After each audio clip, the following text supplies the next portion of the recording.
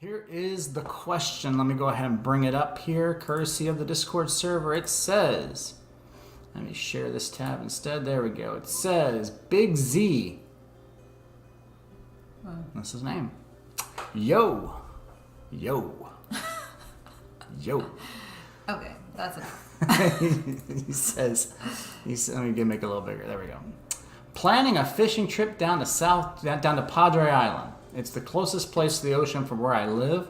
I'll probably stay a week. Does anyone have any experience fishing from the shore or jetties? It's not good during a hurricane. Go back. Not good. Yeah, you don't want to do this during a hurricane. Likely gonna check out SPI again, which is South Padre Island again. Went there for vacation once, loved it. Then make my way up to Port Aransas. I'd like to catch a redfish or two, if possible, some decent-sized saltwater fish in general. There's a bit of a backstory now for my questions, okay? Anyone that has fished the area, what have you found that works best for big reds? Can range from just bait all the way to specific setups you use. Rod and reel and all. Okay, so that's his first thing is, what setups are you, and he wants big reds, not small ones. Not slot reds, we're talking bull reds. Okay, so that's it, that's what he wants. Everybody does. Number 2, I'd like to get some info on shark fishing. Okay, so number 3, any recommended combos, individual rods and reels? I have no saltwater rated gear. Okay, well, yeah, you're gonna want to handle that. And I don't want to ruin my freshwater gear, so I'll spend a bit on a surf setup and a lure setup or two. Any additional gear you think I might need? I only fish freshwater my entire life except once, so I've got nothing. Do I need a gaff? No. No. You do not need a gaff. Let me just answer that right now. A net, perhaps, but not a gaff. Okay? With the exception of maybe if you're going for kingfish. But anyway, no, you don't need a gaff. That said, I'm not going to spend $1,000 on a drum, gun, surf rod, or anything crazy like that. Please keep in mind that if you're going to send gear recommendations. So, yeah, so Ben's got some good things to say, and I'll put those up here on the screen and talk about this as well. So, Karen, what would you say? Backstory question can range from just bait. Let's start with baits. You're going for reds. What's your baits? Well, Ben says jetties, gold spoon, mullet. Yeah. So my first question to him. Well, I guess I can't ask him a question, but is he surf fishing? He said that. Well, that's the thing is I don't think he even knows because he's talked about the jetties and he talked about surf fishing. So I mean, if you're going, he's two not different going things. So if you're surf fishing, I'm not going to tell you to bring shrimp because that's just not. That's not going to be your best bet because it's hard to keep them on your line, and that's surf. If I'm telling a beginner, I'm just going to say cut bait. So, cut bait's going to be great. Cut bait, on cut both. mullet, live mullet, or cut mullet. If you're at the jetties, that's going to be a different thing. Gold spoons work. Like you said, you can do spoons on jetties. Mm-hmm. You can go to artificials. But you can also, if you're on the jetties, you can also throw a really large shrimp or a live mullet and also get yourself a decent redfish as well. Yeah. So it depends on what you're wanting. You want to bring but the thing about the jetties is if you're walking pretty far, we don't tend to want to bring a lot of live bait with us. No. Like we bring spoons and stuff like that. If I was going on the jetties, I'm definitely going to say spoons. And cut bait. We tried to limit how much we bring. Because you got to bring the water, and it's just hard. It's heavy. And if you're carrying a heavy, bait bucket that has an aerator, it gets too much. And to our original poster, if you've never walked the South Padre Island jetties or the Port Aransas jetties, or even the Packery's not that bad. Packery's pretty easy, but it's also very crowded. Yeah. But those two especially, you're walking a good distance. But he mentions... so you got to think about that with what you're taking out there. He mentions SPI and he mentions Aransas Pass. Those two jetties are long. Granite rocks. Yes. And you're sometimes, once you get past the especially concrete, the South Padre Island ones. once you're hopping rock to rock if you're trying to get out deep, and no way should you be carrying a 5-gallon bucket full of mullet and shrimp. So bring, like you said, bring cut bait or spoons. That's already been like maybe catch it the day before, get some fresh ones. A Rapala X-Wrap can work as well. I would definitely say that's a possibility. But go with lures if you're going jetties, and or cut bait. Yeah, if you want to go easy mode on lures. Get yourself some paddle tails, jig heads. They work really well. And again, you're not going to get more than reds with those. You can get trout, you can get Spanish mackerel and stuff like that as well. So I know that you might be targeting reds, but if you use paddle tails, you can get other species with maybe a 1/4 ounce jig head or something like that. Here's what you don't use. But what Ben says here is good. Jetties, gold spoon, or mullet. That's the simplest thing. Here's what you don't use: dead shrimp. Don't use dead shrimp. Don't use dead shrimp. Yeah, don't use dead shrimp. Don't use squid. Anything stinky. Yeah, don't use squid. I see people going out there with boxes of squid. I'm like, what are you doing? Don't do that. If you want redfish, if you want something Traveling else, fools. You're gonna catch plenty of other stuff. Good to see you guys. But it stinks too much for the redfish. Yeah, so don't use that. Don't use fish bites for redfish. Let's see. That's not going to catch them. No, it's not going to do it. Shark fishing. So it says shark fishing. Now you have to have a different setup for shark fishing in Texas. You have to be using circle hooks. You have to be using, I believe, don't quote me on this, but I believe you have to be stainless steel. That it's whatever the material is has to be able to rust out. I can't remember off the top of my head. If somebody knows in the chat which hook you have to use, I know it's a circle hook that you have to use for shark fishing. You do, and if you're specifically targeting sharks, there is specific regulations for those. Make sure you're familiar with them. Don't just go shark fishing without knowing the right regulations. Not only do you damage the sharks unnecessarily, but it's also illegal. So also, if you're gonna shark fish, this is why maybe he mentions a gaff.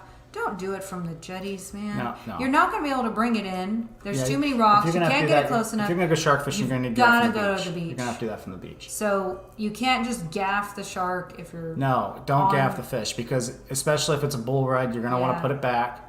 If it's a shark, most of the time you're going to put it back. So that's why gaff is just don't gaff fish that you're not going to keep. Yeah, but don't try to bring in a shark on the jetties. You need to be close enough to the beach to walk in. And then getting into the equipment, Ben says a Daiwa BG 500 is a good entry-level saltware. That is a good reel. They're not too expensive. I use pens because if they get salt water in them and they die, I don't shed too much tears with them. Which just happened. I use 12-foot surf rods from the surf. From the jetties, I use my inshore rods. I don't go very... You can get like 9 foot... I do have a 9-foot ugly stick that I do use also from the jetties. Not very expensive. You can get some pretty decent rods for... I mean, you can get a 7-foot rod, one of those All-Star series from Academy for $50. So they're not too expensive. So I would definitely say that's something you can get there. And putting back up the questions there, he says any recommended combos, individual reels and rods. So yeah, so the BG there, and then Ben also does say number 30 braid with 30 to 50 mono top shot. I run 20-pound braid for inshore fishing, but at the same time, the surf fishing we might have 30 on there. Yeah, I do actually. For surf fishing, I think I got 50 because there's a lot more tension. It's mono, on it. Yeah, well, even for braid, I use heavier braid but for my inshore rods, and the ones I even use on jetties will be 20 pound, and I have not had any issues with it, and I've brought in pretty fish that are bigger than 20 pounds on them, so, and he doesn't see, but so your surf fishing setup is definitely going to be different in my mind than your jetty fishing, so you really need to make a determination on which one to do, because you're going to need different setups for different areas there. And get yourself a net that can actually reach, and especially on the jetties. One of the things, guys, I'm going to tell you this, I have a special net for jetty fishing because it extends out. I've got a long pole on it. It's like a pool, cleaner pool. Yeah, and so it extends out like, I want to say it's like 7 foot, because those rocks are slippery. One of the things you did not talk about in this, I'm going to tell you this just as for free, and I'll put this up for Ben as well because this is important. And Traveling Fools, I think I said hey, but welcome to the live show. But Ben put up there's the saltwater fish catch rate techniques for sharks. That's important because we don't want to damage the sharks unnecessarily if we don't have to. We want to be able to put them back, especially if we're not going to keep the fish. One of the things you did not talk about to the poster who posted this question, one of the things you didn't talk about that I do want to make a very important point on with the jetties, your footwear. Your footwear matters on the jetties. Those rocks are slippery. I've seen so many people bust themselves because they had, and you've busted. I mean, it happens to even those that are prepared for it. You hurt your hand. But I've seen people in flip flops, and it's ridiculous. You got to have good footwear when you're going out there. Understand the rocks. Understand how that they can be slippery. If they have, especially if they have water on them or algae on them, they can be very, very slippery and very, very dangerous. So you really want to be careful. I have seen people wear what Ben is saying here, cleats, steel cleats, so they can get good grip. I've got some good sandals that have some strapped-on sandals that work. Don't use Crocs. They don't work on the rocks. They just won't.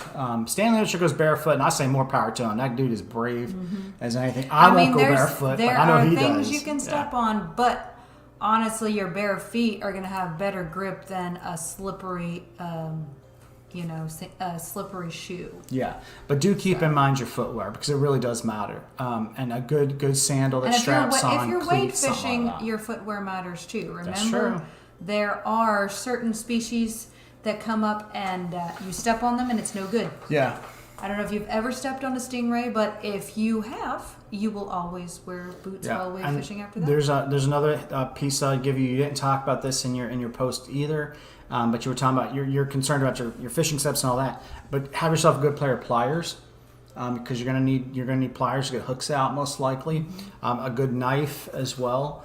To cut line and things like that, and to deal with cut bait, and those are some things that you definitely. And we do have some videos on jetty fishing, things that we take jetty fishing every time we go jetty fishing. So I'll put a link to that if I can remember to do so. But nowadays we do jetty fishing from our boat. Yes, now we do jetty fishing a little bit differently because we have a boat. We can do it differently, but in any case, for those, so hopefully that helps a little bit.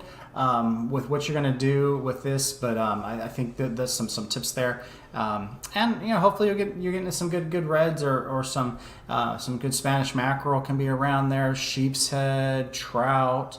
There's tons of species. Mangrove snapper are really good. They're all over. I caught my first snook at the South Padre Island jetties.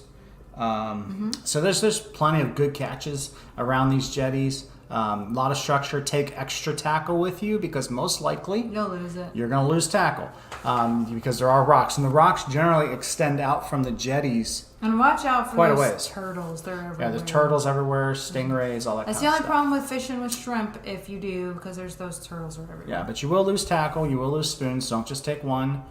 Take several, and have yourself a good time.